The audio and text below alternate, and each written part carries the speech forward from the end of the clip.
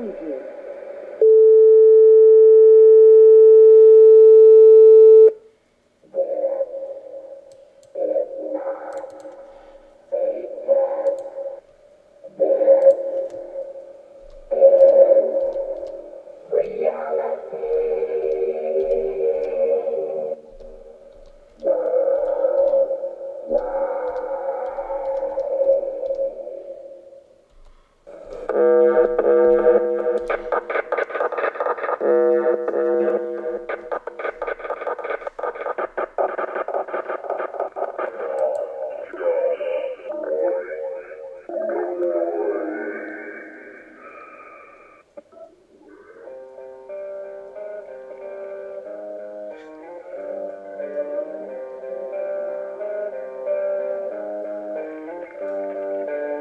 Hi, I'm your host, Bob Sainer. If you're looking for answers or new ideas and theories about the paranormal, then come join me on my journey as I try and meet every person and team in the paranormal field, so together we can obtain the answer to the question, can we communicate with those that have passed? So come watch us as we use different methods, theories, and equipment to help us collect as much evidence as possible so together we can all keep moving forward towards the same goal. Follow me as I travel from everywhere and anywhere to investigate. There is no location I will not go.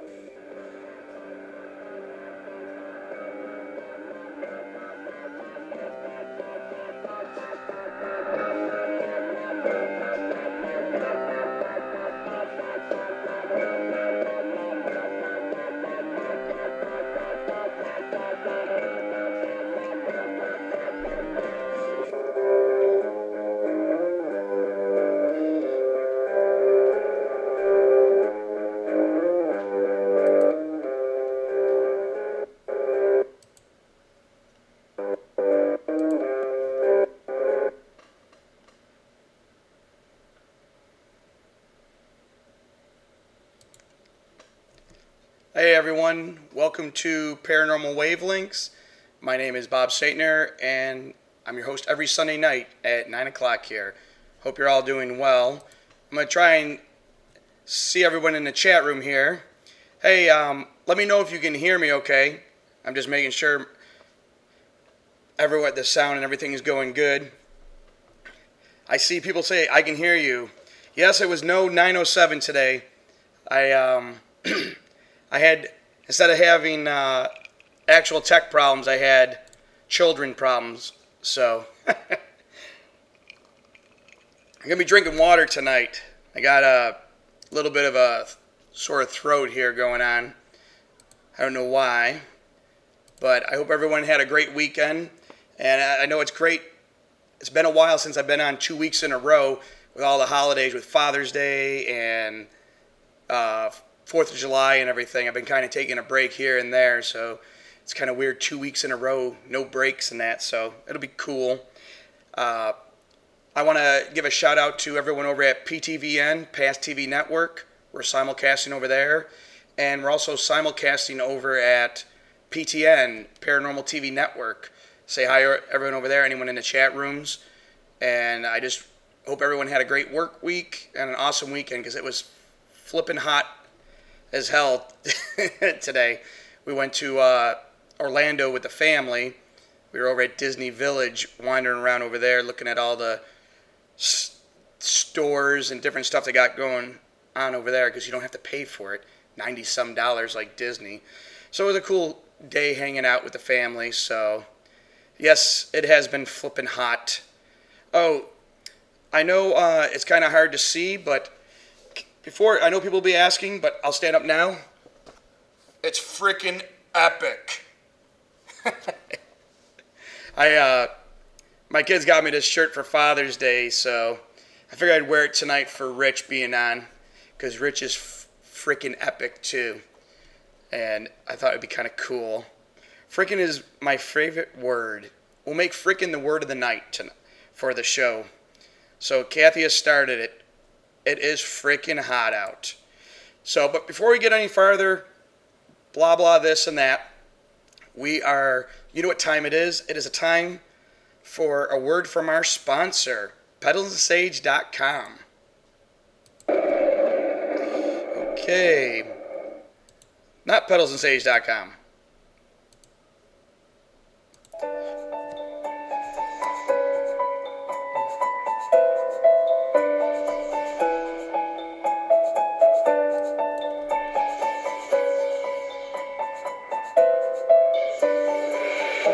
For thousands of years, cultures from around the world have burned sacred plants in a bowl.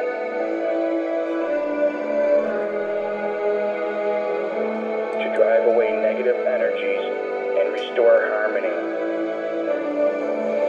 With these tools, you can smudge. By using the same techniques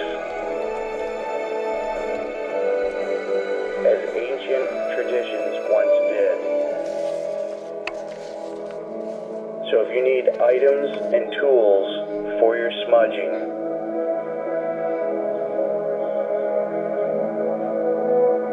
then please visit pedalsandsage.com, helping those in need.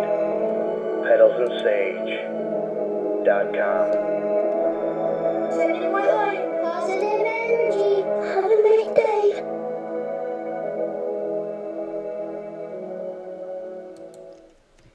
Hey, remember, if you go to pedalsandsage.com, Pam Richards is the owner, and she has some awesome products over there with sage and different other products to help you cleanse your house, make you a more positive environment. So definitely check out her website, pedalsandsage.com, and she has a bunch of other affiliates over there that you can check out with a lot of cool products. So definitely check it out, because Pam is a very great person, and a lot of people that I know in the chat room know Pam. So, and hey, everyone, I know Tim Yancey's in the room, so give him a shout out and tell him happy retirement. It's coming up in August, so we don't need air conditioning. That is true. Pam is cool, but give Tim a shout out. He's the one a few weeks back we did the tribute to. He's going to be retiring from the paranormal field in August. He has a show called Encounters Live on Saturdays, and you can go over at encounterslive.com and check it out. He has a lot of awesome guests on there, and Tim has a lot more cooler stuff to say than me online sometimes. And I told Tim once he retires, maybe I'll take that number 4 spot of his. But I want to thank everyone for coming out tonight. And I don't know, it was so hot out today. I swear, it's like I feel like my brain was frying out there like an egg. And I'm hoping this week, I know last week when Brandy Green was on, we were having some Skype issues. I'm hoping this week Skype is going to be my friend. Last week he was my enemy, and he was not very nice to me. Now, in just a few minutes here, we're going to do the paranormal main events, show you some events that will be coming up in all the different states. But I just wanted to mention one event, actually, because I was just mentioning Tim Yancey. The event on July 29th, 30th, and 31st down in Sebring, Florida here. It's called the Paranormal Information Association, and also known as Ghost Gathering. Tim Yancey is actually going to be there on Saturday speaking, talking about Amityville horror.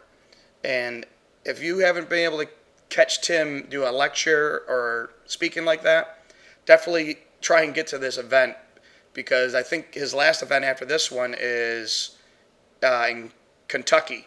And he said he'll be naked, so might not want to bring the children for that one. But I was able a few years to catch his lecture on this, and it was very cool. It's nothing like what you saw on TV with the updated movie and the movie from, I think it was the late 70s. It's really cool information, stuff you didn't even see in the movies. So definitely, if you can get to either of those events, check it out. But I just wanted to let you know, because I just found out, and it looks like I might be being able to come hang out at the event. I wasn't sure because due to my wife's birthday, I think we're going to do something the weekend before. So I might be hanging out there with everybody. And hopefully I'll have to put my shades on so I don't see Tim naked. But, hey, and Scotty Burns is in the room too. Hey, Scotty, I haven't seen you in a long time. Scotty retired a while back now from the paranormal field, so it's cool to see you here, Scotty. Haven't seen you around in a while. Scotty got a real job where she's working a lot of hours instead of investigating like the rest of us. I know, really, I'm not a talk show host with my mug. It's not coffee, it's ice water. Now, for emails this week, we usually get talk about emails and that. I actually wanted to ask you as the viewers, I'm going to put it out in Facebook and different websites, what topics would you want me to talk about on here? Because a couple weeks, or well, actually about 3 weeks back now, we did the show where you, the viewer, were the guest, where we sent evidence in, EVPs and pictures. I was just wondering, like, what topics you'd want a show to be about. I just want to do what you guys want to learn about. So let me know. Let me know in the check room. Now, Anne Marie, I don't know about the sex thing here. This is paranormal. I know there is a paranormal horror in the room because of hanging out with the stew and everything, but Michelle, we did the ghost sex EVP a few weeks back. Tim, we don't want to talk about your lumber yard. But definitely let me know in the chat room and email me at paranormalwavelengths@yahoo.com. I'm here just to serve you guys. Whatever topics you want to learn about, maybe find something new about, different methods, theories, photography. Maybe I can get a photographer specialist on here and talk about, when you're taking pictures at, different commercial locations or residential. Maybe if I have a photographer specialist that's not into the paranormal, maybe you can give us a couple tips on taking pictures the right way so we don't get a million orbs and different reflections and stuff. So please let me know whatever ideas you want. We'll get them on the show here. Or guests, too. Let me know if there's a certain guest you want on.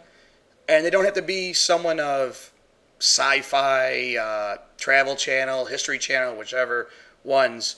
They can just be regular people like us that are just in this field that have the passion for it. If you know a team or some person has, something cool to talk about, let me know. Now, let's see. All right, I'm reading the chat board a little bit.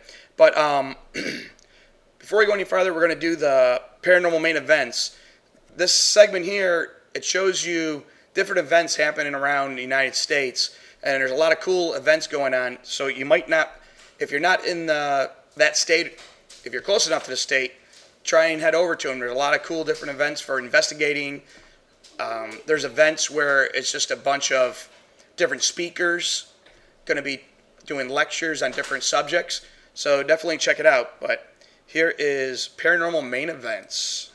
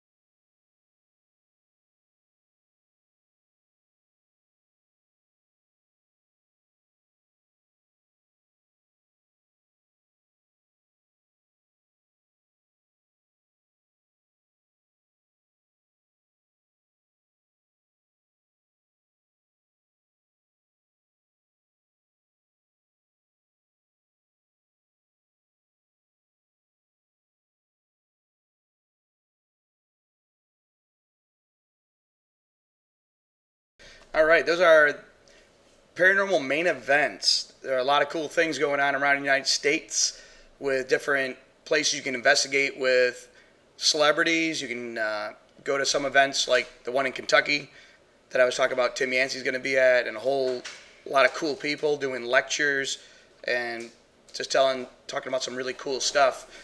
And there's also one. It's going to be on September 24th. Paranormal Kicks Cancer, with Tom Anthony's running it.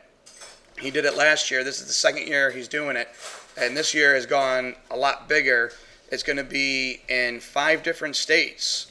It's going to be in Florida, Georgia, Illinois, Texas, and California. So it's going to be pretty cool. We're all going to be broadcasting at one time. I guess we're going to have different windows. PTN is going to be running the broadcast. So we're going to be doing lectures, and later in the evening we're all going to be doing investigations. And the main goal is we're just going to be raising money for a good cause. So, we're going to kick cancer's ass. That's what we're going to do. Put some more money into this, and hopefully they'll find a cure. Keep putting all the money into this. Sooner or later, we got to find something to help people that have been, struck with this disease, So definitely, if you can't make the events in any of the states, then if you could just donate $1 here and $1 there, man, every little bit helps. So that is a very awesome event that Tom has set up here, and I'm glad to be part of it. So it's going to be very cool.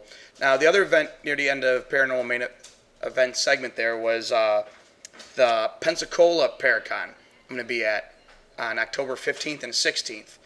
And I'm actually going to be hanging out on a panel on both days. I don't know who I'm going to be sitting with. Hope I won't be sitting by myself. I'm going to be hanging out with some cool people. So if you're up in the northern west part of Florida on October 15th or 16th, definitely check out that event. There's a lot of cool people going to be there. The Booth Brothers, Scott Tipperman from Ghost Hunters International, Brian from Ghost Hunters and Ghost Hunters International, and Ken Gerhard, who next week will be a guest on my show from Monster Quest. So he's a cryptozoologist. So that's going to be pretty cool. I'm just excited just to talk with people because everyone knows how I just like gabbing. And we're going to install paneling. And I saw that Tim said he's going to be shaving my goatee off. I don't know about that. But if he did, it's cool if he did shave it off because it's the only thing that grows on me back real fast for hair. I haven't grown back in a week, so. But I also wanted to mention tonight, if you look in the chat room, Michelle, PWI Michelle, it's Michelle Bauer running my chat room board. If you have a question when we get Rich on here in a few minutes, you can hit her up in private chat or just put it in the main chat and she'll hit me up in a private chat with a question. So definitely ask Rich whatever you want within reason. And sorry, I'm reading some of this chat room board. And Rich is an open book, so ask him any questions you want once we get going here. So I am going to play one more video, and then when we come back, we'll have Rich Valdez on right behind me here, hopefully. We got to keep our fingers crossed that Skype is going to work tonight. And we're going to be talking about, start to show off with orbs and everything, some of the theories Rich has and experiments he's done. So we will get Rich on here in just a minute. And just give me a second here. See, I'm not as lucky as Tim to have co-hosts that do all my equipment for me. I have to do it all myself, so. That's right, we're the bad boys of paranormal. And we have Rich Valdez on right behind me here. Say hi to everyone, Rich. Hi, everyone. Let me know if you can hear Rich okay. People are saying you wear a thong, Rich. I don't know who's saying it. I think it's a Tim Yancey starting. Yeah, that was Timmy. Starting those false, well, I hope they're false rumors, right? I would hope so, last time I checked. Well, we won't have you do a check on screen here. But everyone here is Rich okay? Let me know. It's Tim continues. Yes, I know. Yeah. Yeah. Well, I guess they can hear you because, yes. All right. Rich, you do, I don't know if it's the way I did my screen, but you're coming in very large behind me here. I know. Let me see if I can squeeze your head. Hold on. Let me see. Oh, you got it. Oh, hold on. I'll No. go this way. No, wait. This way. Or this way. Oh, I missed you. Rich, Okay. I have to admit, I think Rich has come on the largest on my screen. I must have it on like Zoom or something because, not being rude, Rich, but you do look like Shrek behind me. Oh, crap. Why, thank you. That mean I'm Donkey. That's not good. Yeah. Now, can you say I want waffles? I want waffles.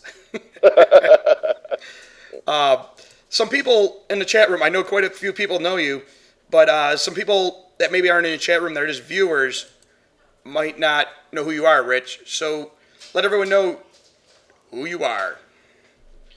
My name is Rich Valdez, the leader and spokesperson for Paranormal Consulting Agency. I also am affiliated with John Zaffis. We handle all of his cases here in the state of Florida. And we're also affiliated with Bishop James Long and the paranormal clergy as well. So any demonic case that comes into the state of Florida has to go through us first. And then we just report back to them. So I didn't mean to laugh. I was reading a chat room. Someone said chin fuzzy men. So, yeah, a little bit later in the show, we'll talk about Rich doing demonic cases and violent hauntings and some of the stuff he has to do for John Zaffis and his team and Bishop James Long. But Yeah. I had put on Facebook and different other websites about the show tonight. I told Rich we do a little change of pace here. Instead of just talking all negative stuff, we're going to try and educate people about orbs. Because you have some good theories and experiments you have done before about orbs. Yeah. Explains your theory of orbs. My theory on orbs, well, at least when it pertains to the digital cameras, people need to understand that oftentimes what they capture as being what they consider to be paranormal is easily explained away as a lens flare. The flash is basically what's happening is you're taking a picture of dust. It's just unfortunate that as the technology has advanced, it's also somewhat thrown us almost back into the Stone Age now, especially when it comes to knowledge of how these cameras work. It tends to pick up on anything that's closest to the lens. And what happens is dust does float. And as soon as the flash sets off, especially in a dark room or in a well-lit room, it doesn't matter, it basically brightens up whatever's in front of it. It will go ahead and start pixelating whatever's in front of the lens, and that is what you usually get, what people end up getting confused and considering to be an orb or something paranormal when in fact it's not. Yeah, I know. I've seen. I know a lot of people in the chat room and viewing this have probably seen a lot on Facebook and different websites. Just people loading up pictures of orbs. You know, saying, "Oh, look, we caught something." And then, like, I seen a picture. I think people were in St. Augustine doing like one of those ghost tours, and you can see the people are all walking through stone and dirt net, and the people are like, "Oh my God, look at they're surrounded by spirits. Look at all the orbs," and it's like, right, they're just kicking it up, and that's a big reason why I wanted to show some of the pictures of the experiments you've done in your backyard, right? It was in a friend's backyard at the time, and we just went, and tried everything that we could possibly think of using spritz bottle with water, lint, even my dog's hair and dander, believe it or not, we threw it up in the air. I caught a moth and let it loose from the jar. You name it. We tried everything and anything, and that's basically what we got. And throughout the years, I've collected other stuff with fog, and as you know, in the abandoned house, you guys were part of that investigation too. So, have at it. We'll start off, I think the first one, well, you can see the pictures, right? Yeah. Okay, I'll put this first one up. You can explain what you were up to in the backyard here.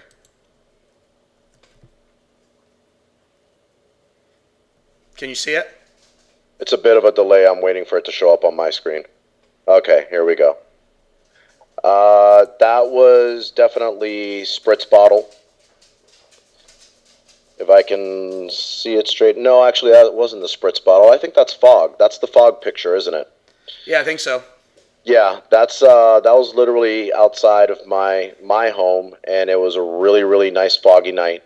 And I went ahead and decided to just start taking pictures because I know this is moisture in the air. I wanted to show people exactly what it looks like, and this is what you get.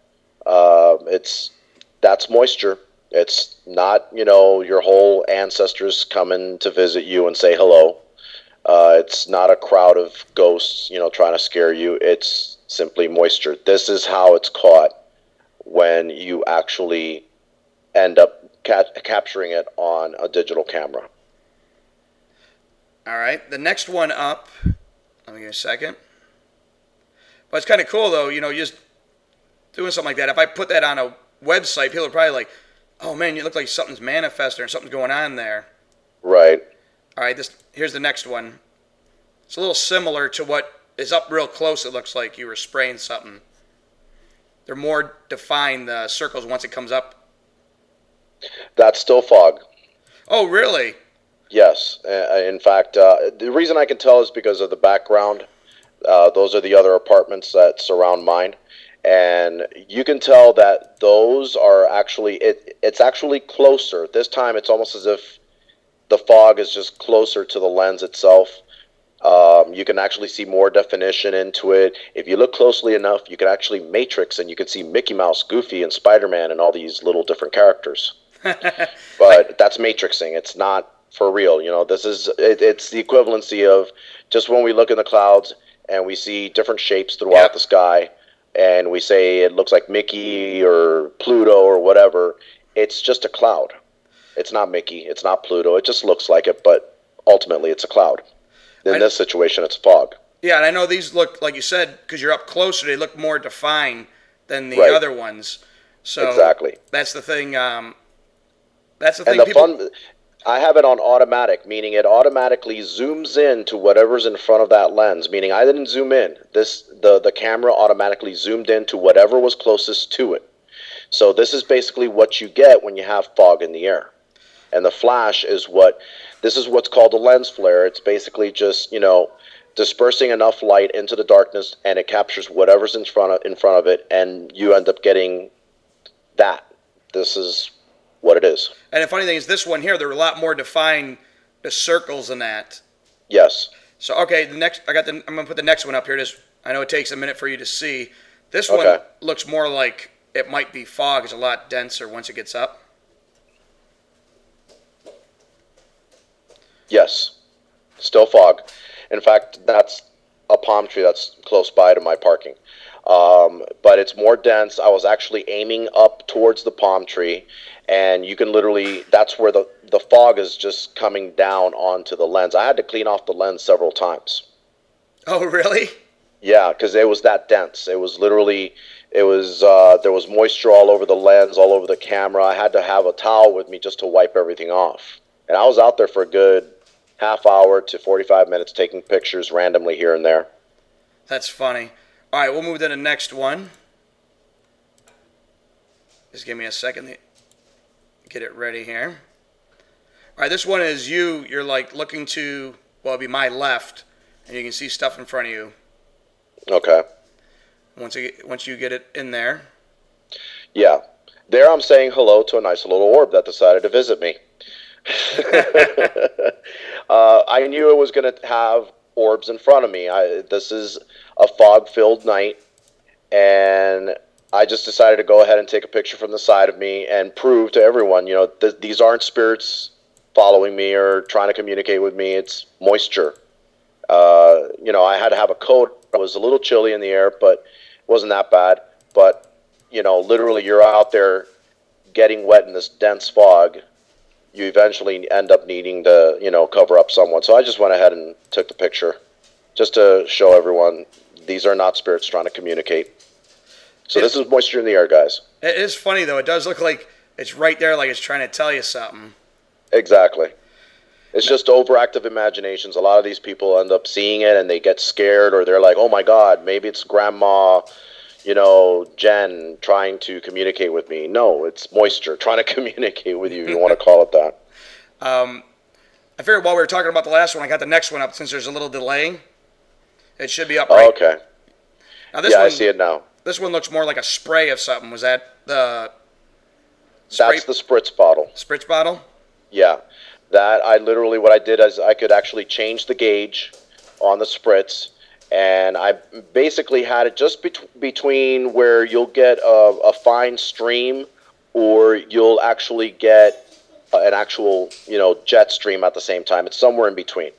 So here I'm literally just going crazy with the spritz bottle. I basically just spread the water all over the place, and I had at that time a team member that's no longer with us taking pictures while I was doing that, and that's what we got. And it kind of actually looks like something's manifesting there, almost the way it's almost bunched together, really. Right. And we're talking about this, and we're showing these pictures of some of the experiments Rich has done.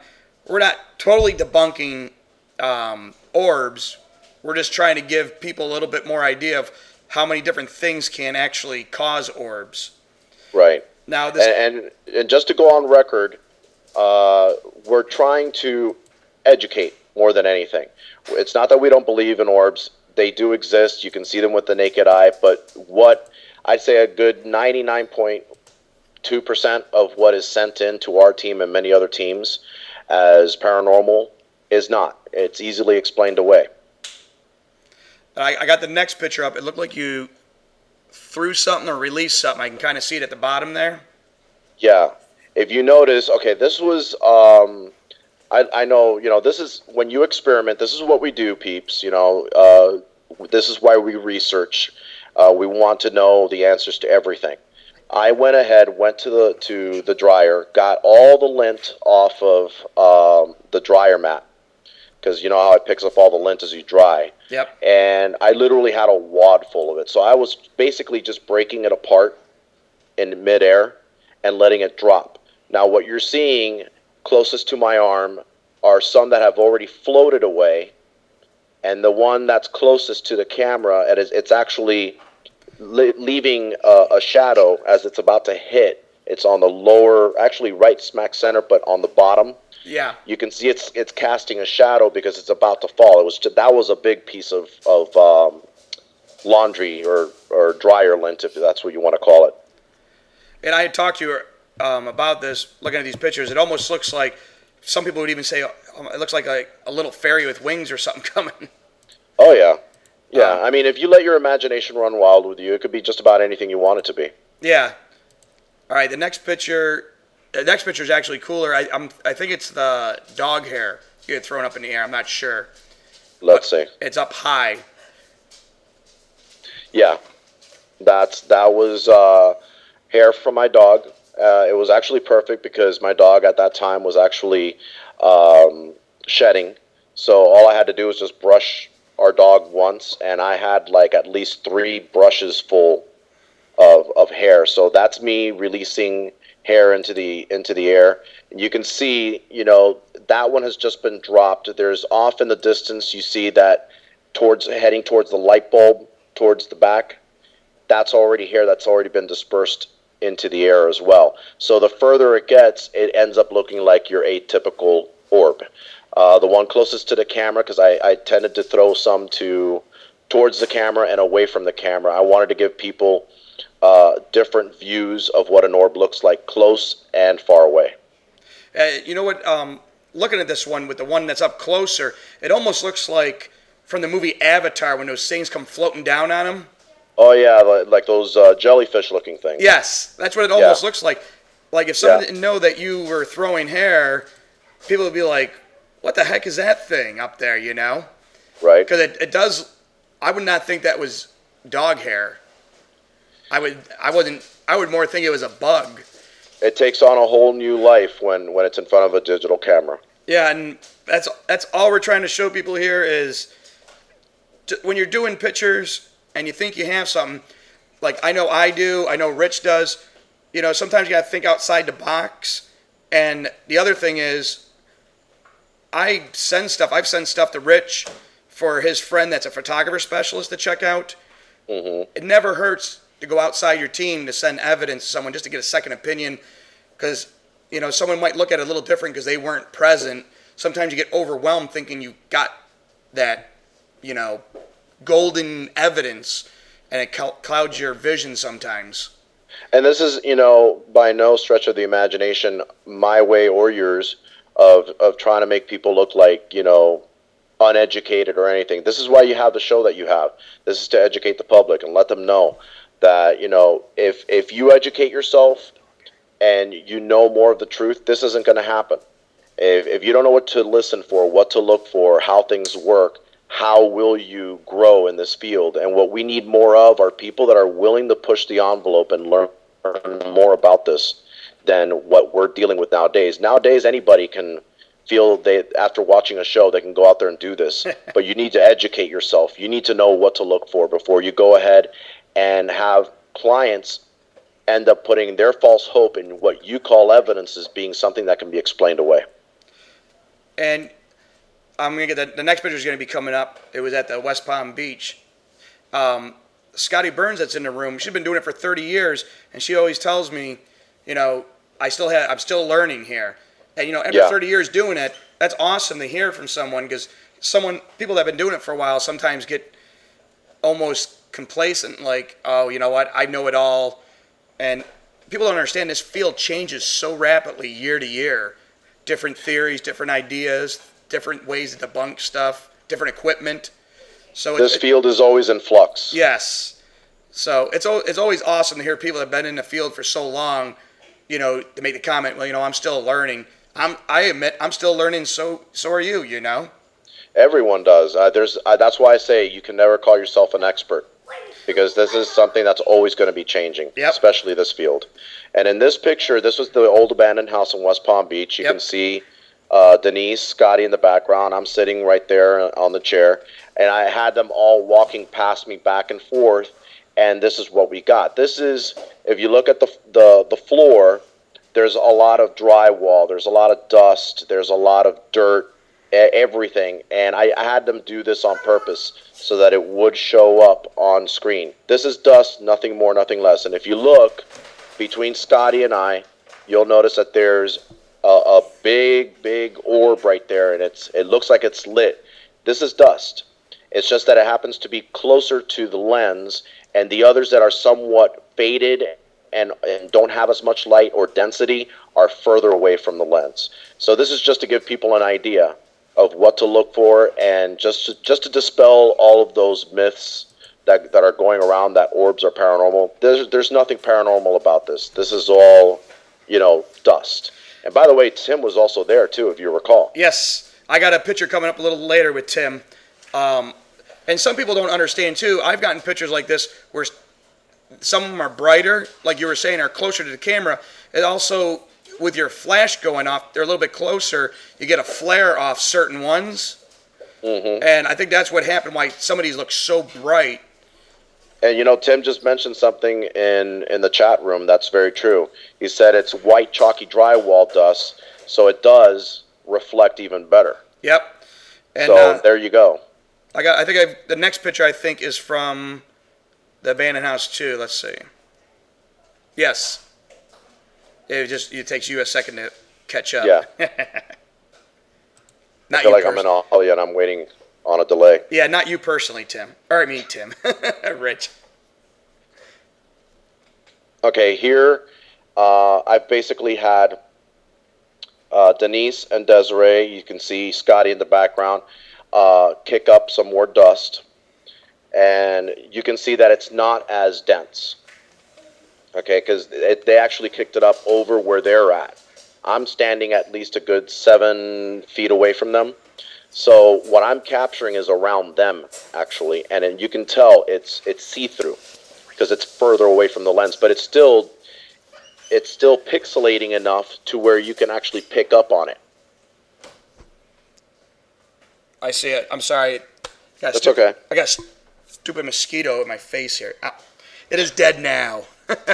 Now this next one, it's not about the orbs and that. You were at my birthday party and you were messing around with the shutter speed on your camera. Yes. And sometimes people don't realize what their cameras can and can't do. I admit I don't know everything my camera can do because there's so many different modes like night vision, or not night vision, but night, snow, sun, all these different freaking little options. And sometimes you might get it on the wrong option. But this picture here, you actually slowed the shutter speed down, right? To a crawl. I mean, literally as low as you can get. And I'll admit I had a duality to this. I wanted to give special effects because I knew, slowing the lens speed to this would actually give this effect. But by the same token, I wanted to give it kind of like the theme of what was going on that night. We were all having fun at your surprise birthday party, and it was all Ghostbusters theme and everything. So you can already see the green light and all the reflections off the green is actually creating like a stream. So I did that on purpose, but it's also good that you brought that up because it's something that I've added on to my collection when it comes to this experiment. So this is a slow shutter speed. This is what it looks like. Notice all the colors. You can find the green. It's coming from the glasses. It's coming from a lot of us that are on the table. Plus the orange is coming from, I believe, a simple little strip closest to Tammy Fife over here. And it looks like a flare-up of a flame, but it's not. It's just color being streaked because of the slow shutter speed.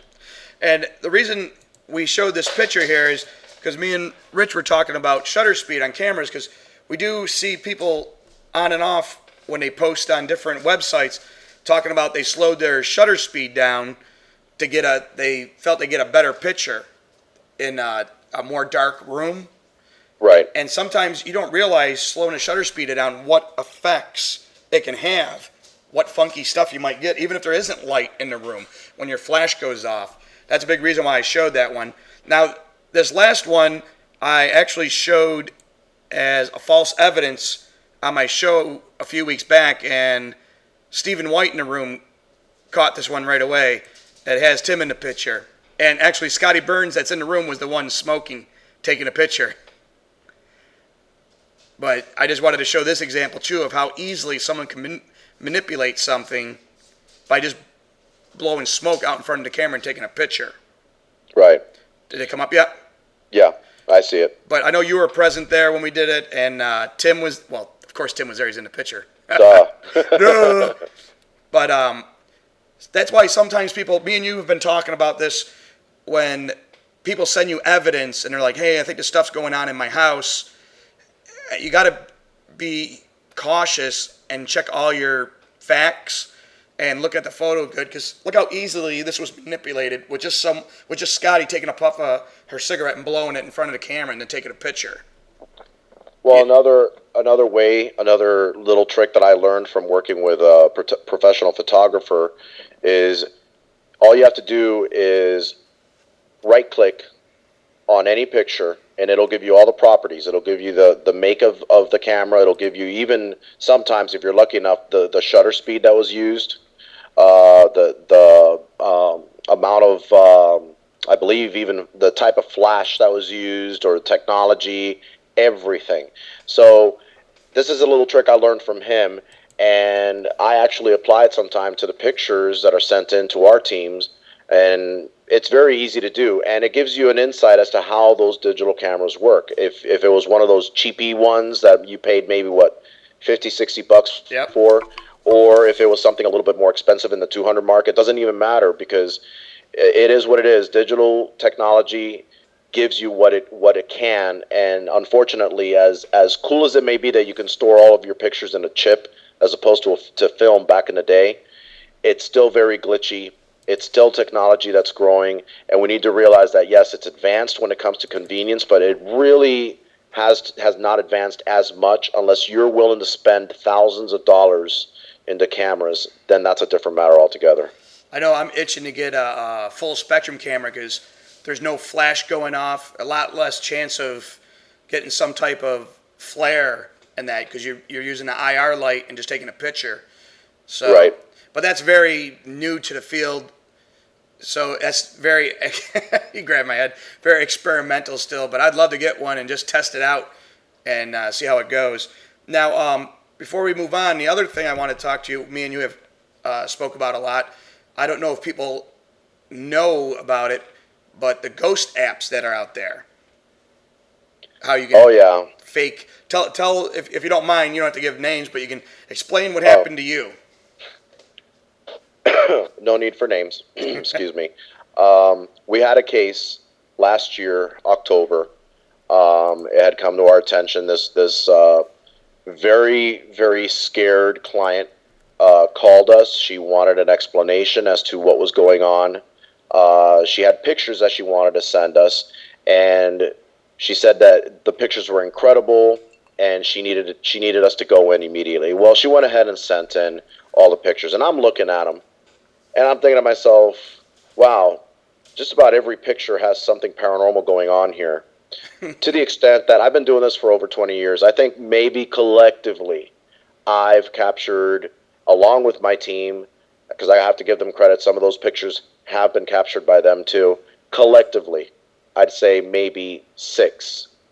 Okay, Yep. it's taken that long. 6 official paranormal pictures.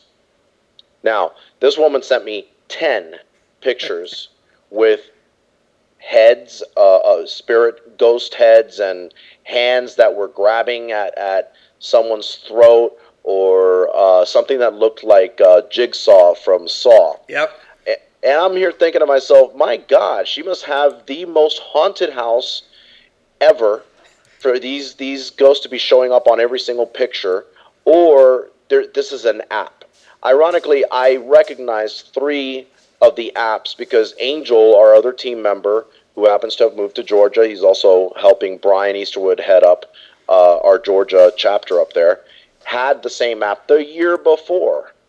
And I saw 3 of the same apps that he had used back then when he first got it being sent to me by this client. And I'm here thinking, okay, she's trying to, trick us here. What's her angle? What's going on?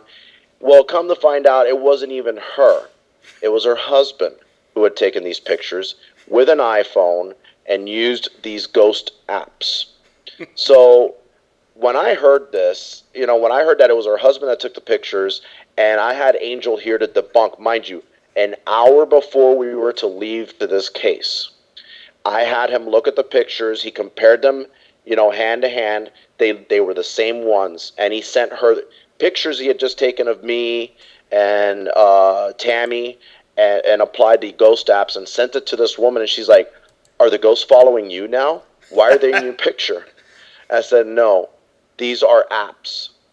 If they were taken with the iPhone, which apparently it shows it has, this is how you get this effect." She was ticked off. I mean, she was to the point where she was going to wait for her husband to show up, and I don't think he had a home to come back to after that. Because after he pulled the stunt he did, she was very embarrassed with us. We told her, listen, it's best that we were able to actually give you the answers you were looking for now. Yeah. Instead of us running over there, spending our gas and our time that we could have very easily have spent on another case, or more importantly with our family, versus having to waste our time and hers as well. I don't think he's with her anymore after this little thing he pulled. You probably wish the spirits were real now. Yeah. But I just thought that was an awesome story. We had talked about that. And now, for that type of evidence that you got, can you right-click on those type of pictures to see if it is an app? I believe so, yes. It'll tell you if it is an app. And unfortunately, when it comes to the iPhones, they're so glitchy as well that you may be able to get away with even more. So it's worth a try. All right. I just wanted to make sure, just so people out there, you just be careful, because there are people like this lady. She wasn't trying to screw with you, Rich. It just turned out her husband was screwing with her, and she didn't know it. And right. And a lot of people, I know a lot of people like you and other teams in Florida here. We just got a passion for this. We don't charge. We go out and try and help people no matter the distance. So to take a long travel to be just something that's just someone playing a joke would have been pretty crappy to do, Oh yeah, I think that would have been around the time that I would have gone ahead and, just to be spiteful, waited for the husband to get home and say, "Yeah, you're paying for our gas here and back," I would have hid in because the that's not bush. right. Should have hit. You would hide in the bush, scare the crap out of him. Well, I'd rather do it with a little bit more class, but yeah, taking a bat to his knees wouldn't hurt either. Rick or Rich, if you did that, it would be freaking awesome. I don't know if you were listening earlier. That's the word of the night, frickin'. Frickin', yeah, I heard. Yeah, I wore the shirt for Or you, frickin', Rich. it should be frickin' epic. Yes, that is frickin' epic. Sorry, I'm in one of those moods. Thug. Now, remember, if anybody has any questions that you want to ask Rich, ask away. If not, me and Rich are just going to keep going on here and gabbing away here. Some good information. And I like doing stuff like this because, when we do a lot of talking, sometimes I don't think of some of these things with the cameras. So I just think it's good to let other people know because you never know. I know I've been on cases with people from other teams and they have new cameras and they don't have a clue what it actually does except they know where the button is to take the picture, Yeah. And, everyone's like that when you first get something new. And if you kind of give them a little direction here, maybe they'll think more about when they're taking pictures like, oh, crap, maybe I have some setting like the shutter speed or something might be a little off before they just start posting it up on Facebook and everything saying they got paranormal or evidence. Well, this is why we're doing this show, Bob, so that people know. And you know what? I think all of us have gone through it at one time or another. We've been embarrassed. We actually thought we captured something on EVP, and come to find out it was your team member, burping or walking. And this is the unfortunate thing. This is yet another thing I know we've been addressing pictures, but even with EVPs, the protocols that we have, at least for PCA, I can't say for other teams, but when it comes to PCA, we never leave anything unattended, because especially a voice recorder. Because if you leave a voice recorder unattended, what you're doing is you're welcoming a lot of flaw. You're not controlling the environment.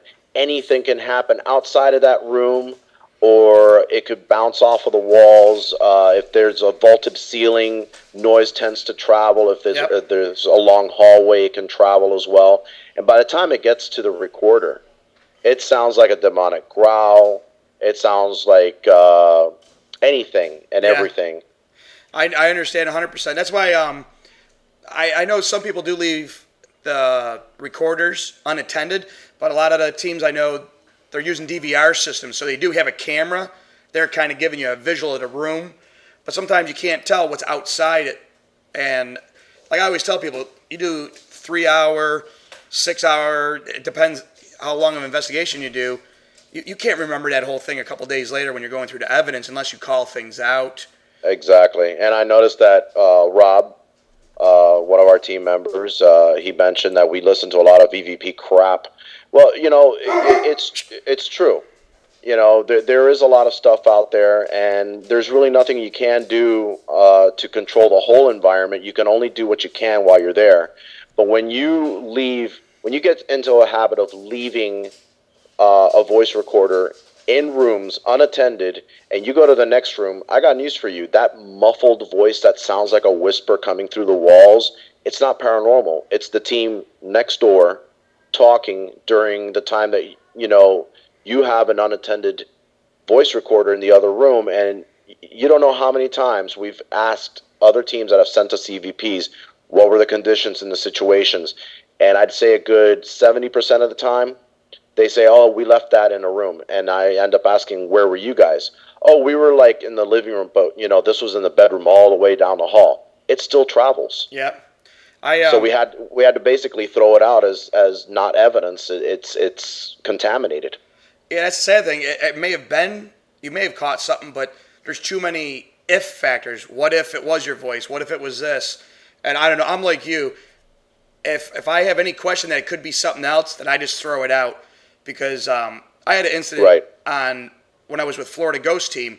We were doing the Firehouse Museum down in Fort Lauderdale. Mm-hmm. And I left my recorder in the very back room because everyone was going out for a smoke break. So I left it back there figuring we're all coming out. So later I was listening to my recorder the next day, and man, it sounded like a whole party was going on in this room. Moving around, it sounded like the door open. So I started talking with Sean Jones, the director. She was there, and some of the other investigators. And I could account for everyone except for the guy that owns the place. Wife was not out there with us. She was inside the building. So right there, we had to throw it out because she was kind of moving around a lot to the different rooms. So it's kind of sad because we may have had, banging and different stuff going on. But you got to throw it out when there's too many questions of something natural causing it. Right. And In fact, I noticed in the chat room, Kathy said, so it's better to not leave a recorder unattended. Yeah, because, after hours, let's face it, you've been investigating for what? Let's say 6 hours. You get in the car, you got a 4-hour drive back. All you want to do is hit the sack, go to bed, go to sleep. By the time you wake up, are you going to be able to remember every single minute, every single second of every single word that was mentioned during the time you were investigating? Are you literally going to be able to go back in your memory and remember, Joe was here versus Kim, and they were saying this? Actually, you may forget, that's right. No, they were in the other room. It's always best to tag things. I noticed that Anne-Marie mentioned, yes, tag everything. Yes. We do that. Yep. Even if it's burping, I don't care if someone, excuse my language, farted. You call it out. Yes. It needs to be done. No bashfulness in paranormal investigating. It's going to be edited. Don't worry about it. We Yeah. won't mention that you farted on EVP. Well, unless you got a good EVP, if you're saying, I farted, then you're, I heard it, or you smell. Right? Yeah. Yeah. Now, when I did an investigation with your team, I know Des had a moment where she thought she caught a growl on the recorder, and then like a second or so later, she thought she caught something because she told me that she was so excited. But then her brother that was in the room goes, "That was my stomach." Yeah. And that's why you call things out, because sometimes you don't remember, because she was right in the room with us, and people don't realize your stomach growling it can sound like this huge demonic demon growl. Definitely. Not as loud as that bark, though. Yeah, was that demonic? No, that's natural. That's my big boy running around here causing trouble. That's cool. Oh, Pam said, what about snoring? Pam, Oh. it was one time. I was a little tired. It was the end of the night. I was sitting there, and we went in, it was residential. We went into one room, and they had all these pillows on the floor for some odd reason. So I sat on the floor, I leaned back in these pillows, and it's like, when you sink into them? I sunk in, and I was like, ooh, this is nice. Then we're sitting there, we asked a couple of questions, and we were just sitting quiet, waiting. And I felt my eyes close, and Pam's like, I think Bob's snoring. I'm like, no, I'm awake. Well, that's, like I said, any noise. It could be the ice maker making ice. It could be the toilet, refilling the tank. It could be anything. The AC turning on, turning off. That's why you need to be present during EVPs, because you need to account for this. Oh, that was the ice maker. It just dropped a few more ice cubes into the tray. Or that was the AC turning on or turning off. If you don't announce it, and you have an unattended voice recorder there, you're screwed. And you're basically going to make yourself look like, an amateur. And you'll have someone else listen to it or look at a picture and say, no, that's dust, no, that's moisture, or listen to the EVP and tell you, no, that sounds like an ice maker to me. And, some people aren't as nice as like me and you and some people we know. If someone sends me stuff in my email for the show here, and I know what it is, I'll just send a nice email saying, you know what, I caught this before, or I have a friend that caught this. It's nothing supernatural. It's actually something, just a natural flare or something. And people aren't so nice sometimes. People just get rude. I don't know why. Well, because they feel like they're being shown up. But, I mean, honestly, if they had, it's one or the other. Are you trying to share something with us, or do you have a question to ask of us? Yeah. Because if you're not sure, then don't be asking us what we think it is. If you're sure what it is, just say, I caught a picture of a will-o'-the-wisp. what do you think? And then that's when I can honestly tell them, I'm sorry, but that looks like, a freaking street lamp off in the distance that looks like a will o' the wisp. Nothing more, nothing less. And then they get ticked off at you, and then that's when you have to step away, walk away, because I've gotten into those debates, and it's pointless. Yep. It's almost like telling a kid that, Santa Claus doesn't exist. Sorry. Rich, watch what you're saying.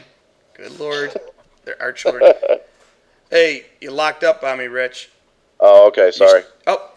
There you go. You're moving now. All right. You were like a statue. Do I have to do this now? Yeah. Oh my God, Rich he's possessed. I'm possessed.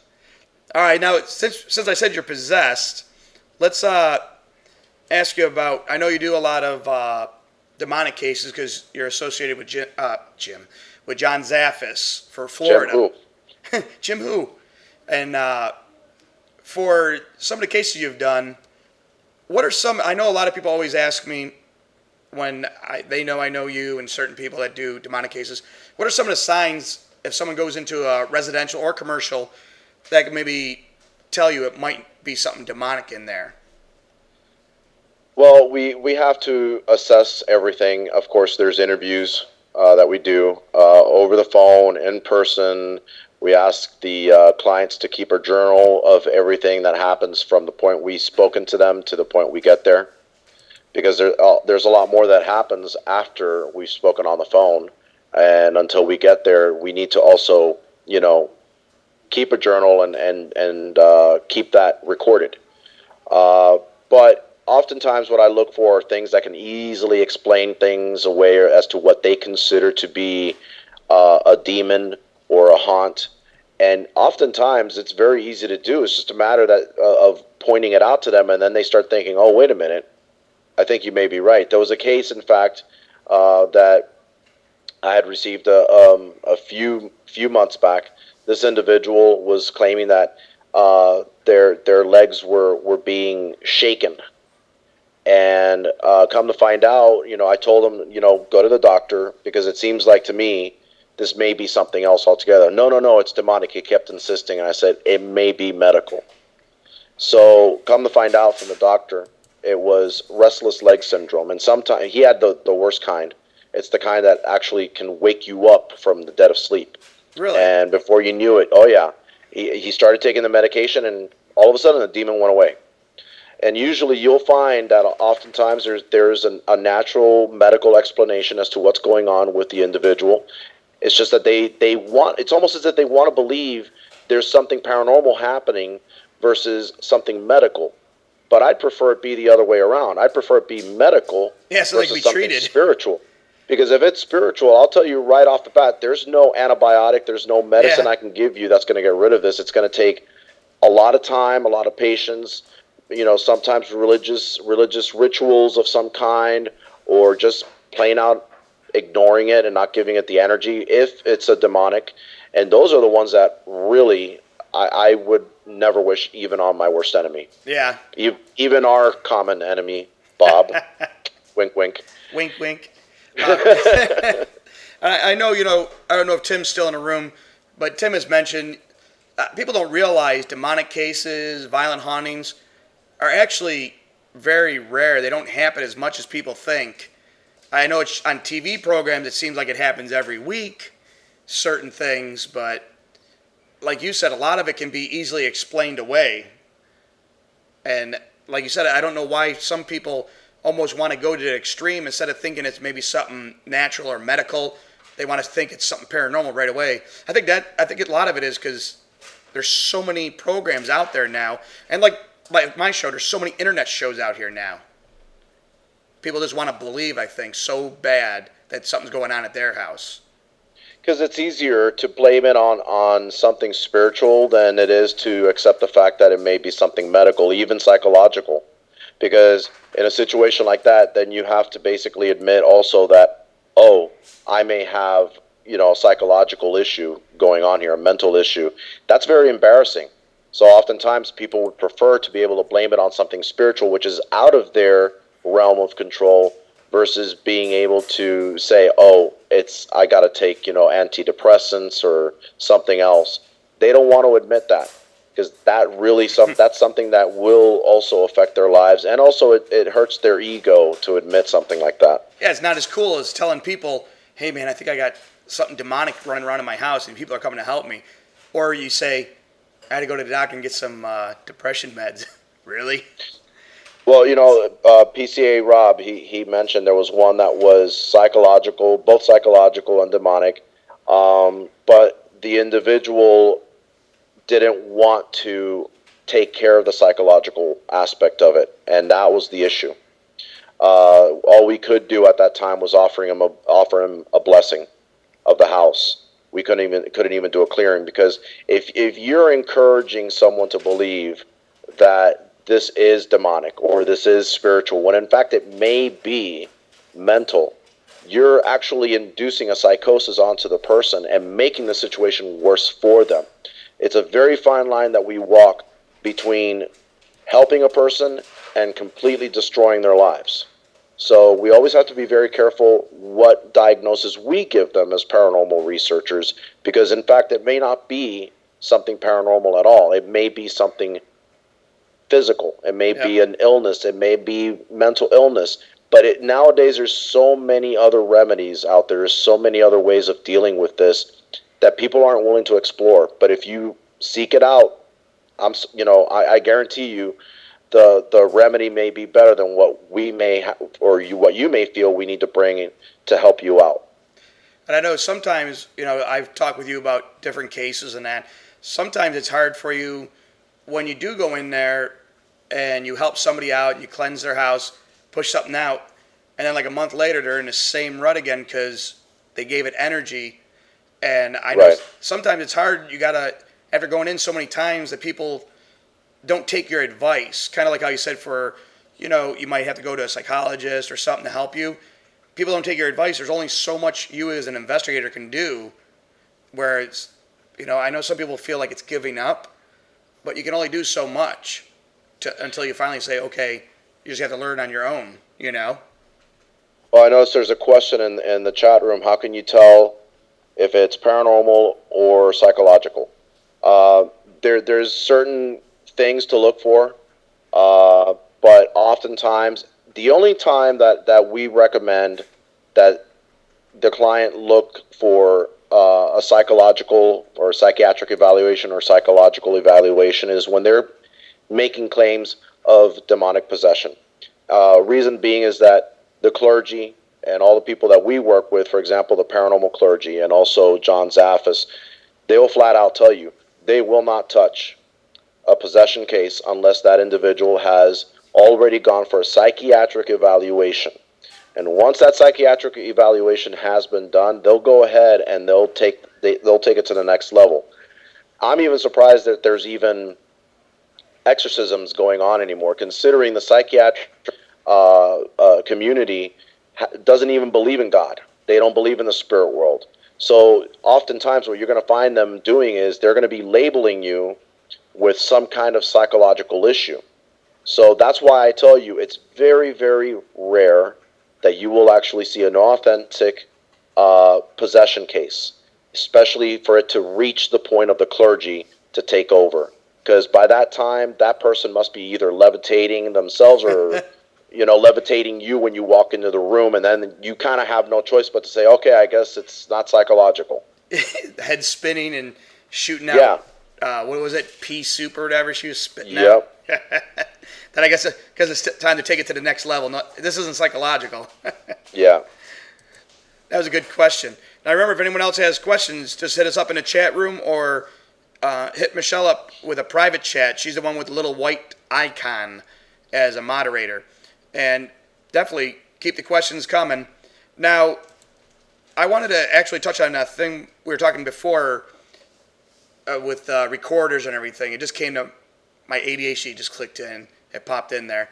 But I know a common practice I do, I try and keep a handy cam with each group that's doing EVP sessions so you can kind of see everyone as you're doing it, because I've had times where we've had false evidence. I won't mention people I used to investigate with a long time ago, where they thought they got like 30 EVPs at a location. Oh, yeah. And I know them.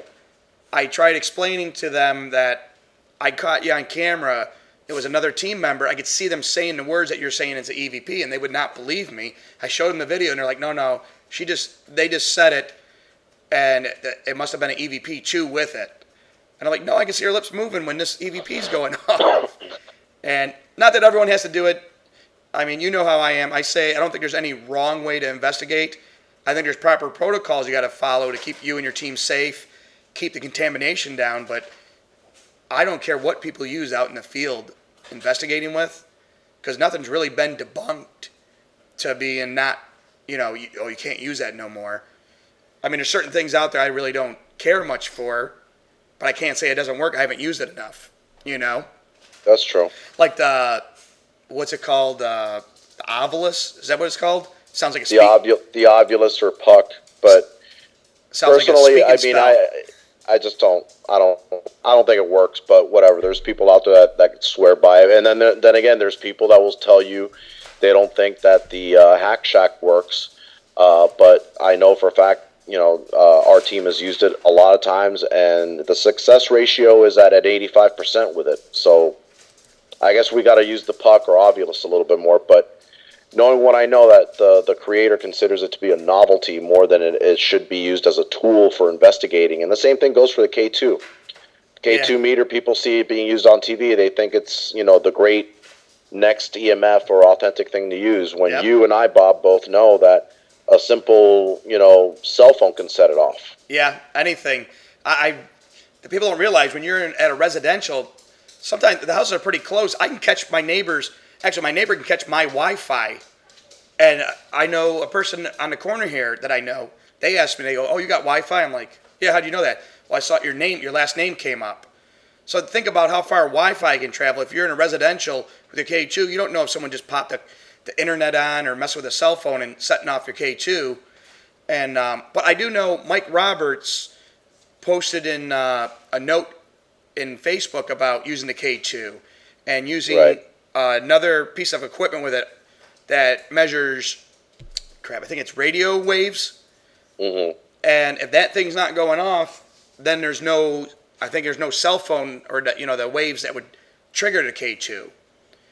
He put that on there saying that's a way to tell that maybe you are getting a legit hit on it from a spirit talking with you. But then he also talks about, hey, but it's still just a light going off. How are you going to put that in your data? Light went to green. You know what I mean? I personally prefer the cell sensor.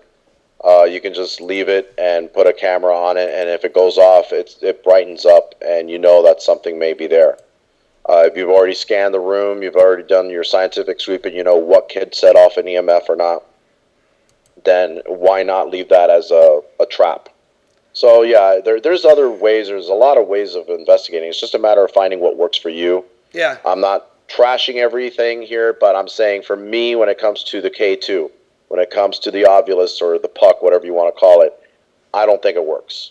That's just me. Now, I was on a case with you up here in my way a couple years ago when I was still with Florida Ghost Team.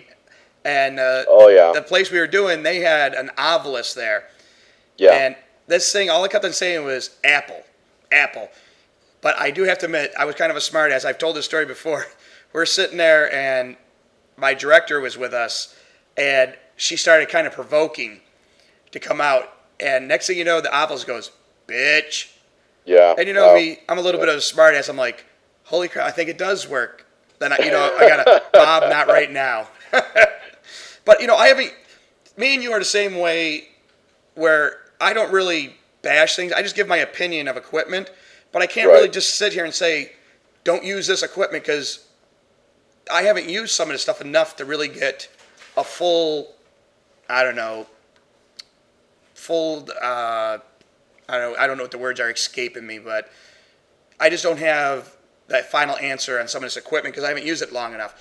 I mean, I hear people out here saying, that don't work. I go, oh, why? Did you have bad results? Oh, I've never used it. Well, how can you sit there and say it doesn't work if you never even tried it in the field, Well, I'm noticing Anita wrote in there, it'd be great if we could turn off the power box to in any room or any location that we go to. And she's right. I mean, this would be putting out the clients, not only the clients, but for case in point, last night, heck, Denise and Roy and Scotty and I and Desiree and John. We had Joe out there.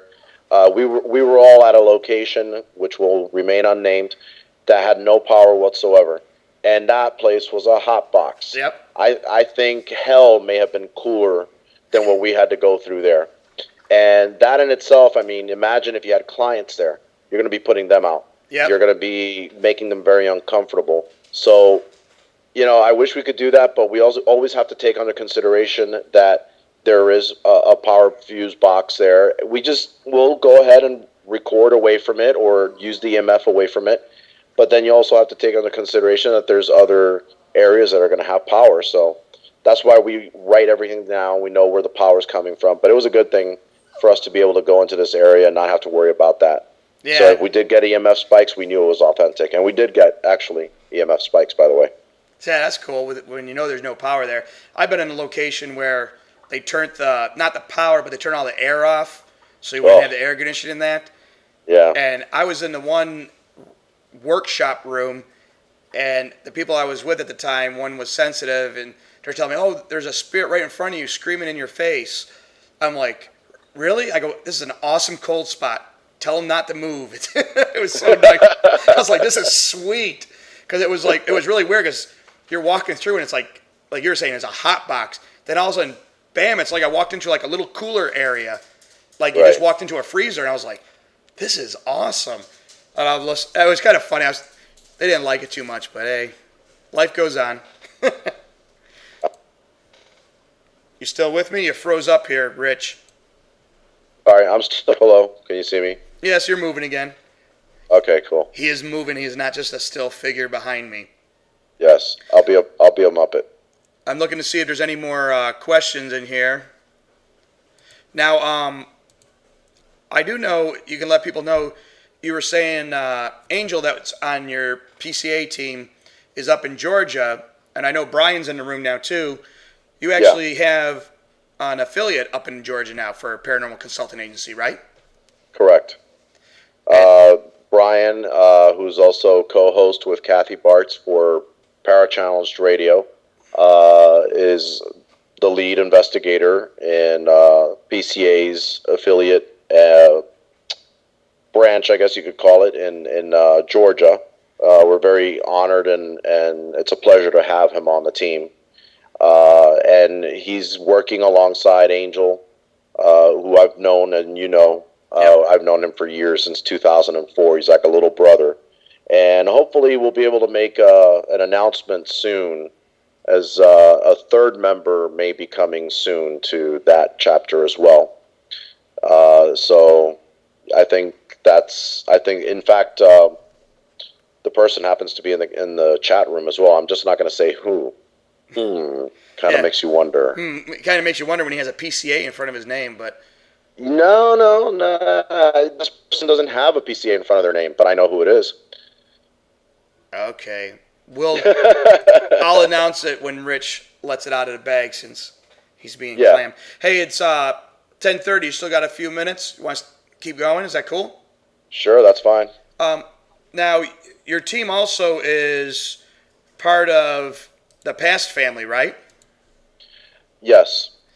And you can go explain that. No, you explain it better. Well, we're basically a part of his network, and one of many Florida teams. I believe Gilchrist is one of them. Roy and Denise's team, Southeast Florida Paranormal, are part of it. Our team, of course, and I think there's another team. I'm not sure which one. I think you're the farthest south. Yeah, we would be, unfortunately. But I think there's 4 teams or 5 altogether. I'm not quite sure on that, but I got to make sure. And it's just a network of different teams. It's good to have different teams in there that specialize in certain things. And hey, this is what it's all about: is getting your name out there and letting people know that you exist, so that you can help them out. It's good to have people that are have a good reputation. Because Brandon, if people don't know that his team's passed, it's up in Chicago. So you get Right. cases called that are from out of state. It's pretty nice when well, I know so and so in that state. I'll have them come check it out instead of having to look up and say, hey, well, there's these couple teams by you. Even though you're not telling them, like, vouching for them, but if you say, oh, if you Google, there's these couple teams by you, if that team comes in and screws up, they're going to be like, well, this guy said these teams were here. And then next thing you know, you're on the hot seat here of, well, they vouched for him. It's like, we really didn't vouch for him. So it's kind of cool to network like this. And Yeah, it's good. It's good to have a reputation that precedes you, but it also that's why people should do their research. You don't go into a car lot and buy the first car that suits your fancy. Do your research. Find out if it's a good brand name. Make sure that it's not one that's going to be found dead on the road or something like that. Just make sure that you do your research, especially when you're picking out a team, because it may be the right team for you, may not be.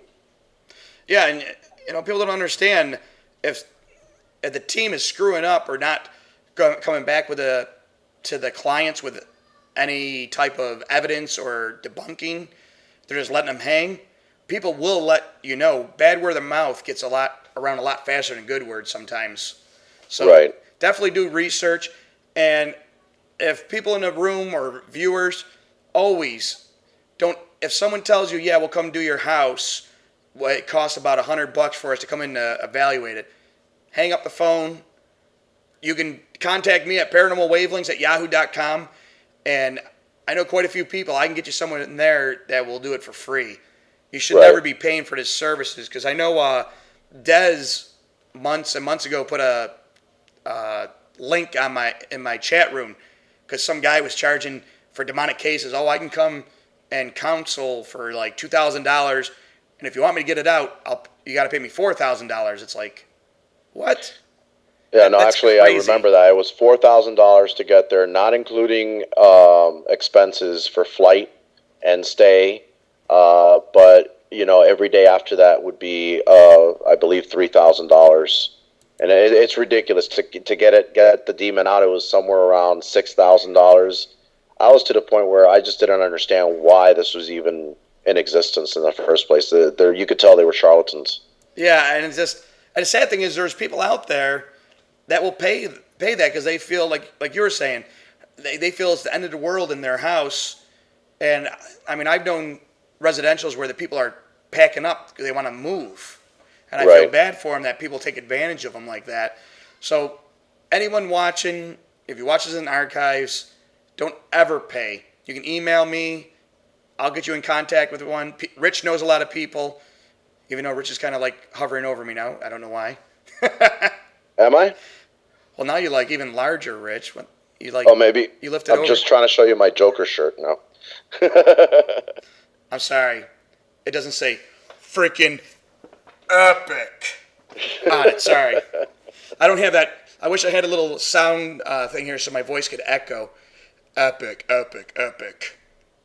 Yeah, that'd be a cool effect. Well, I had to wear this shirt because I know Rich is a big Superman, not Super Friends. Well, I guess they are the Super Friends, aren't they? Yeah, they are. Justice League. That's a lot better. Super Friends is kind of 70s. Yeah, like you weren't around. Come on, Bob. I wasn't born. I was like born in the 80s.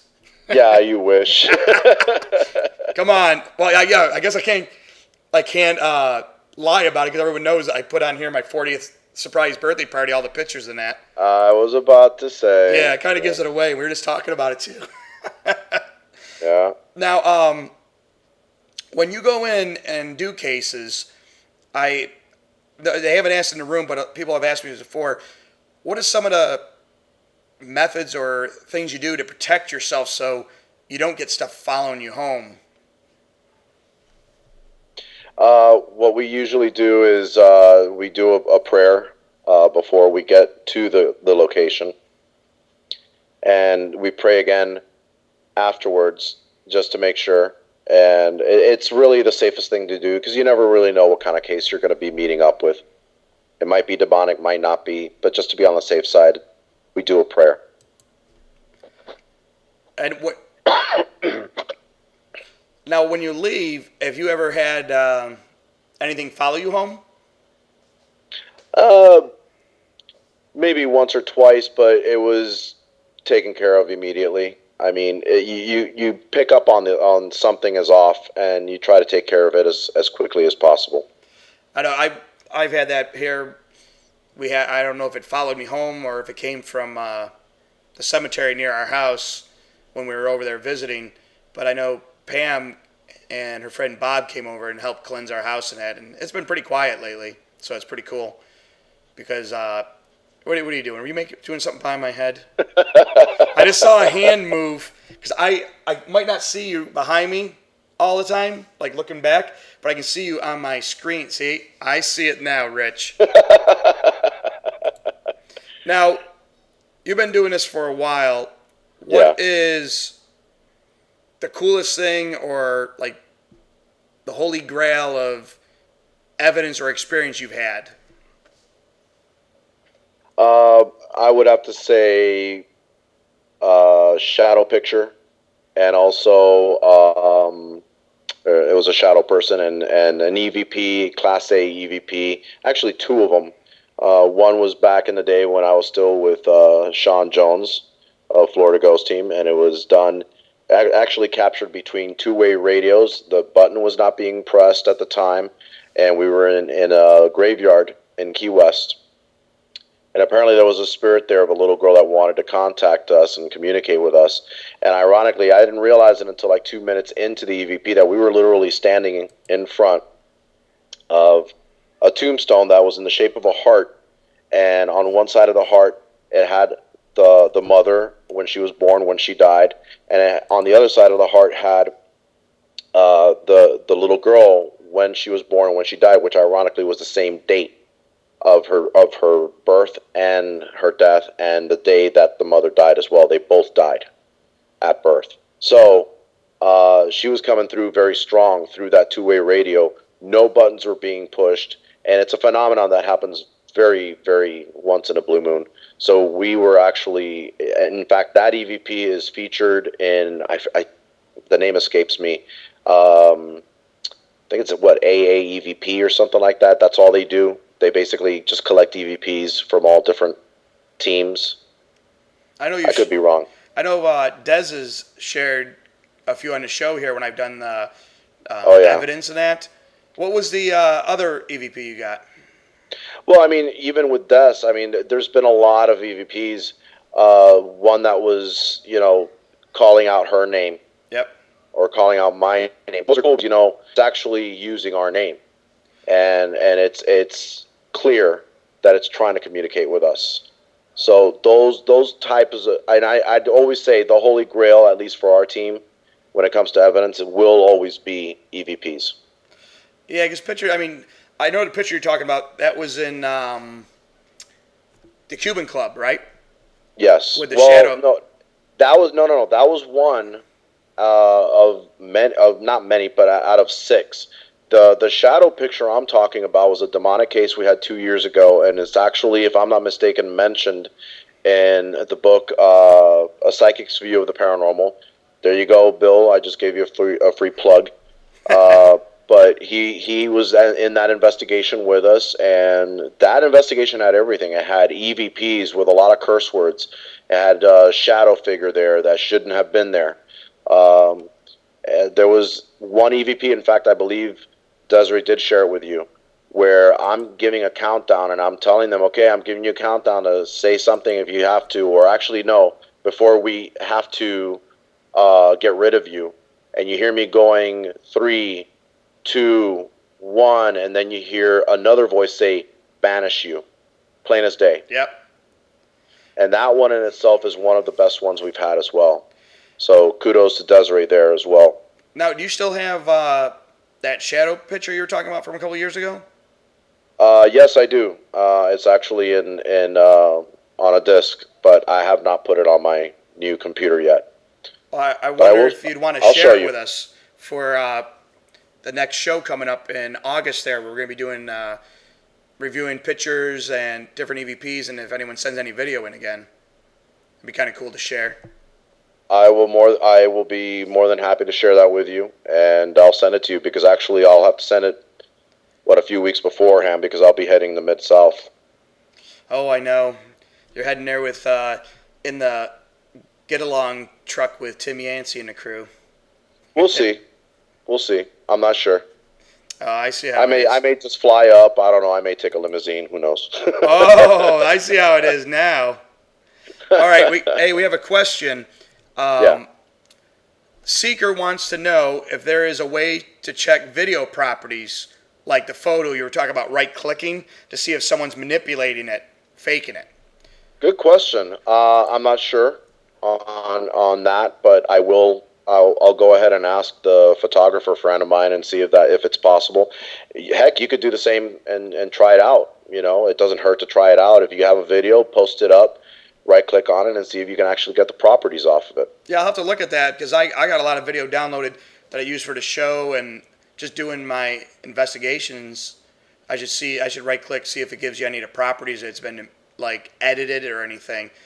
Because Right. I'm on the low end of technology or editing film, and I can make it look like I'm a ghost, my body invisible and see stuff behind me. I mean, imagine some of these people that pay $100 or so for some of these programs for video. Mm-hmm. And you never know. There's people out there that just want to mess with us or they want to make the money. Oh, look what I caught, Well, So- unfortunately, these are individuals that have nothing better to do than Yep. to make or poke more fun at what we take so seriously and have a passion for. And I just don't understand it. If you don't like it or understand it, ask questions or, like I always joke around, and I know Tim's mentioned it, if you don't like what's going on in my program and that, click it off. Go to another website, Yeah. I'm not forcing people to watch this. I'm not, just like people aren't forcing you to watch the paranormal shows on TV. I don't understand if you don't like it or don't believe it, why bother? Why try and mock us? Now, I've got another question. Oh, and just so you know, that Seeker, that was Stephen White. He's the one who caught on to that picture of me and Tim right away. Oh, cool. He's the one who said, "Hey, was the person taking a picture smoking?" So that was pretty cool that he caught that. Now the That's next called one, having a good eye. yeah, the next one is, it's a weird name. It must have been a name they gave her, Snoogle Cutie or Snoogle Cute. She wants to know Okay. if there are differences between, I don't know what this is. Should that you are, ghosts or simple spirits lost in time and demonic spirits. Okay. Is there a difference between a ghost, simple spirits, lost in time, and demonic spirits? How do you free the spirits that don't understand why they are dead? That's a good question. big one. Actually, you have to address it either. I would strongly suggest someone that does have the gift of mediumship and can communicate with the spirit, or if you get lucky enough to get enough evidence via EVP where you're communicating back and forth with the spirit through a long period of time, to let them know that it's time for them to go to the light. One of the protocols we have actually is during an EVP session, at least initially, and maybe even after, we never ask a spirit how it died or did it feel pain when it died or anything like that, because oftentimes they don't even know they're dead. Yep. They think they're alive. And if you're at a client's house and you start asking questions like that, you're going to upset it. You're going to leave, and then the client's going to be calling you the next day saying, "Yeah, man, I got things floating and being thrown around. What the heck did you say?" That's why we don't provoke. But getting back to the question, there's a big difference between ghosts and spirits. Ghosts oftentimes are the ones that don't even know that they are dead. Oftentimes they're trapped in a certain area and they haunt. That's where it comes from, haunting, because they're stuck there. That's what they know. Those are the ones that take a while. When it comes to a spirit, it could be an attachment. It could be even Aunt Jenny or Uncle Mark or your dad or your grandparents coming to visit. We call that visitation. And those are the ones that know they're dead. They know that they're there to communicate with you, but they're there for a purpose, and they don't stay long. Yeah. They just come in and they tell you what they have to say, and then they go away, or they come back just to visit every now and then. Those are the ones that are completely aware of what's going on. Demonics are out to literally destroy you completely, 100%. They're not there to help. They're not there to give you any Advice. answers or anything like that. They are there to completely destroy you 100%. Yep. And it usually starts off very innocently. And then it builds up, and before you know it, you have yourself a full-out demonic infestation, which leads to oppression and then possession. And it's best to nip it at the bud as quickly as possible. Yeah, we've talked about that. Demonic is just pretty much there to break you down to where Right. you have nothing left to where they can actually, like you said, take over, possess you. Right. And that's a sad thing. But now that I found out the real name is Carol, and she's the one who asked the question. She also gave good advice. I think everyone should know this. You don't conduct investigations in your own home, because Agreed. when I come in a house or a commercial location or Rich's team comes in, we're there, we're investigating. If we make contact with something, it might stay a couple days after we're gone, but then we're not there. It don't associate, well, people left. All right, no one's communicating. If you live there, it's going to keep coming back. It's going to invite more people back, or spirits. And next thing you know, your whole house will be like a freaking train station. Yeah, and actually there was a thread that was a friend of mine, colleague as well, had asked me to put my 2 cents worth on yesterday, in fact.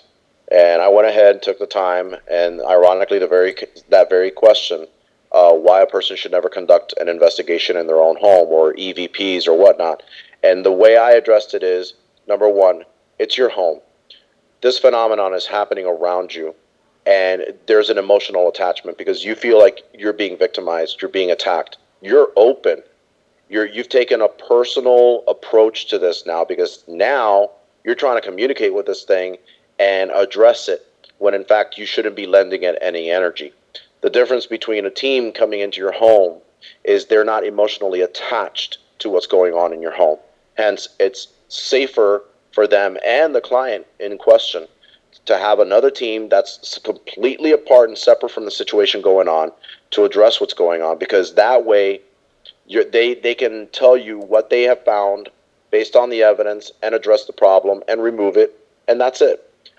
But that's why I always say never, ever, ever under any circumstances conduct any EVPs or investigations in your own home, because you're personally attached to the phenomenon that's going on around you, and you're more than likely open, even more so than anybody else, to any kind of personal attack or attachment after that. And you don't even know if it's human or inhuman too. That's why it's best to leave it to someone completely apart from the situation altogether.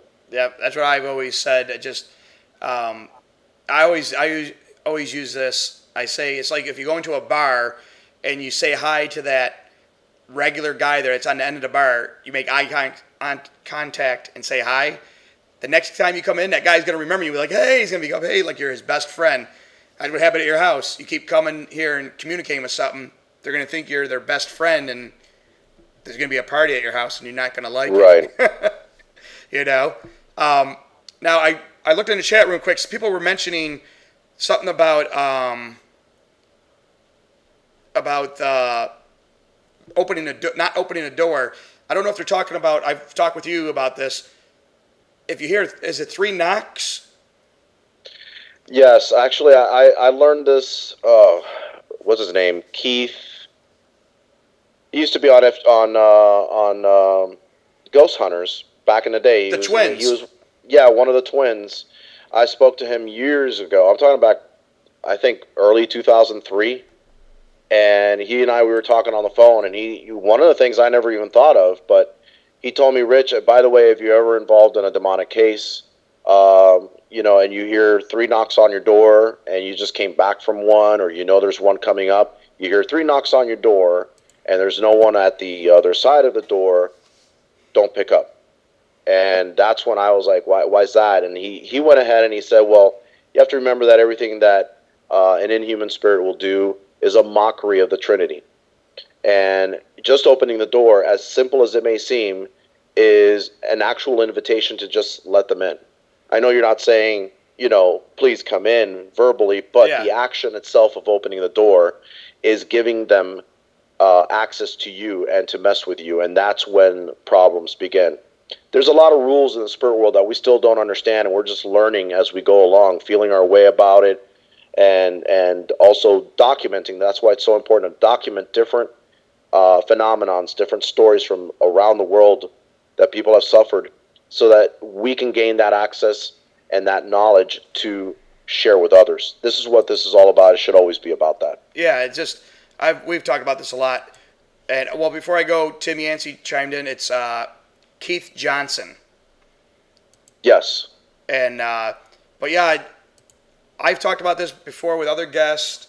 I don't understand why people hold evidence, or if they have a cool theory, why they don't share it with everyone.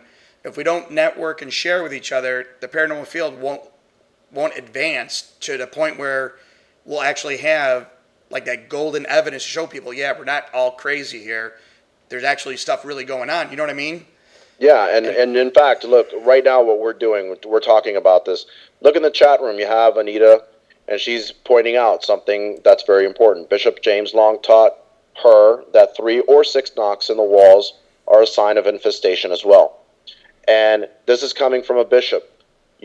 We need to keep our ears open. We need to keep our eyes open. We need to be reading a lot of books and learning from other people that have been involved in this and know what they're talking about.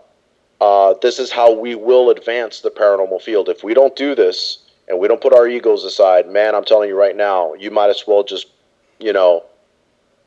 poke a fork in us and call it, we're done. Because there's nothing else to do. Yeah, it's not going to advance. We need to start putting our egos aside. We need to start opening up to the possibilities of listening to other people's opinions and other people's ways of doing things, different theories and techniques. It may be something that may actually help you help a client in the future. And if you weren't listening because you were letting your ego get in the way and didn't want to admit that they had something knowledgeable that they could offer, but you weren't letting them, guess what? You just lost out on helping out 1, 2, 3, 10 clients. Yep. That could very well have needed that help, that piece of knowledge that you weren't willing to listen to. Yep. And that's why you know why I do this show. If I can get one person to walk away like from tonight and be like, you know what, with some type of information about what we were talking about orbs earlier and about camera, Right. shutter speed, I'm happy. I'm like, cool. At least one person walked away with saying, okay, maybe I'll try this different. And that's what it's all about, is just listening and trying to learn new things. But before I go any further, I wanted to give a shout out to that weird name I told you that said was Carol. It's actually Christina and Carol from Florida Ghost Team. Christina is the new director over there since Sean has retired. Cool. So just give them a shout out over there, because I know. Hi, Christina. Hi, Carol. Because I know I investigated with Carol back in the days on Florida Ghost Team. I think it's Carol's cool people and one of my good friends. And if it's the Christina, I think it is, then I believe I know who it is. Hi, thank you very much for being on the chat room. So let me check and see if there's any other questions. Oh, yeah, I was wrong. It's not Christina from FGT. It's That's what I thought. I had a feeling. Hi, Christina. Hey, Welcome. see, I was wondering. I was like, that's kind of odd that they're together. But hey, that's why I don't usually read the chat room, because I get all mixed up. Right. Bob is not a task person. That's best left up to women. Women are awesome when it comes to multitasking. Oh, Rich, man, you can't say that on a show. I should have edited it. Beep. No. I know. give credit where credit is due. No, I know. My wife, she can multitask. She'll with be the beeping kids. you tonight. Something comes whipping across. Bam! Get ahead. Yep, like But- a shoe. Hey, I didn't even realize it's almost 11 now. So I am going to let you go. All right, man. And I know, just so people know, Rich and a couple of his team members are going to be at Paranormal Kicks Cancer on September 24th, right? Yes, sir. We're going to be hanging out there. So if you're in the area, it's going to be over in Tampa. If you want to come hang out and just talk with us, I know me and Rich are going to be talking. I know Gary and Virginia Walters, Fire and Ice will be there. Desiree's going to be speaking for the first time as well. Oh, that'll be awesome, man. I have to mess with Yeah, it. we're going to have an EVP presentation for her. I'm going to be addressing demonic things, pictures, history on demonic infestations, fallen angels, everything. So it's going to be interesting. There's going to be a lot of cool people there that have been in this field for a long time, and they've never had a chance to, showcase what they know. And this is all for a good cause, peeps.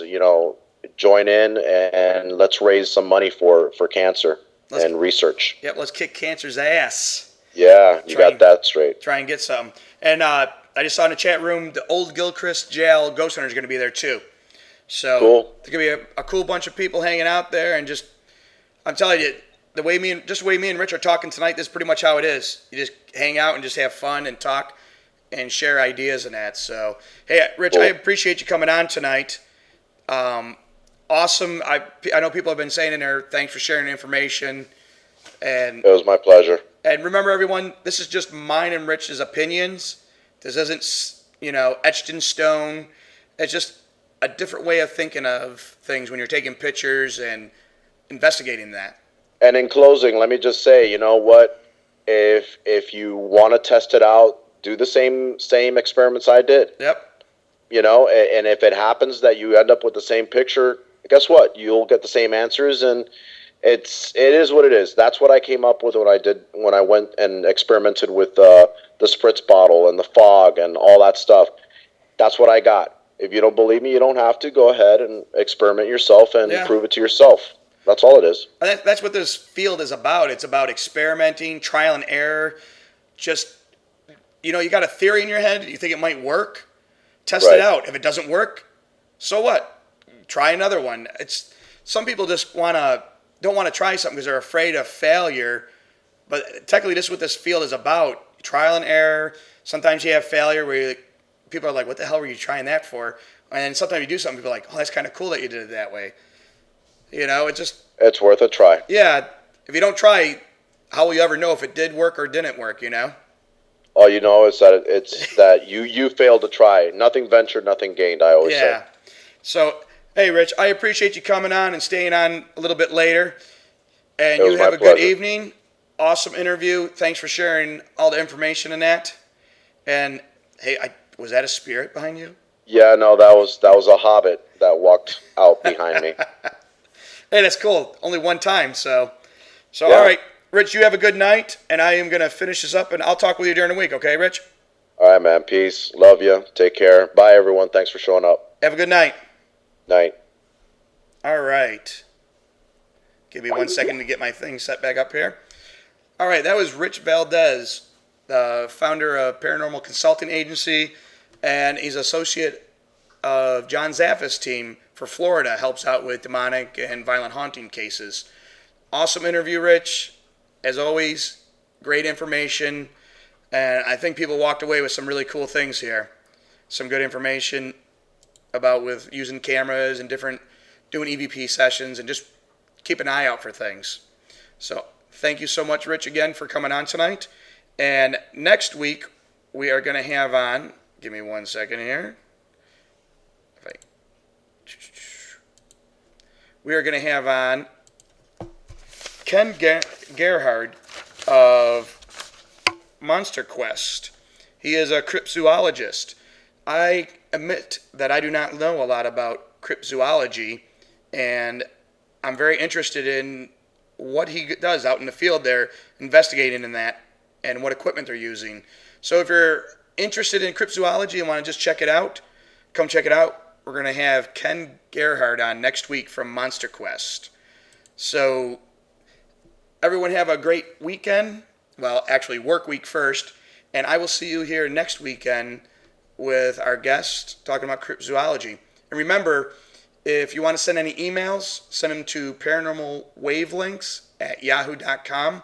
If you have any theories, any ideas for the shows, any topics you want to know about or us to talk about on here, send me an email. Also, if you want your team spotlighted on here, or you know someone that has some cool ideas or just wants to talk on here, hit me up with guests. It's all about you guys. Just let me know. So, like I always say, keep the positive energy flowing. I'll see you next week. Paranormal Wavelength signing out.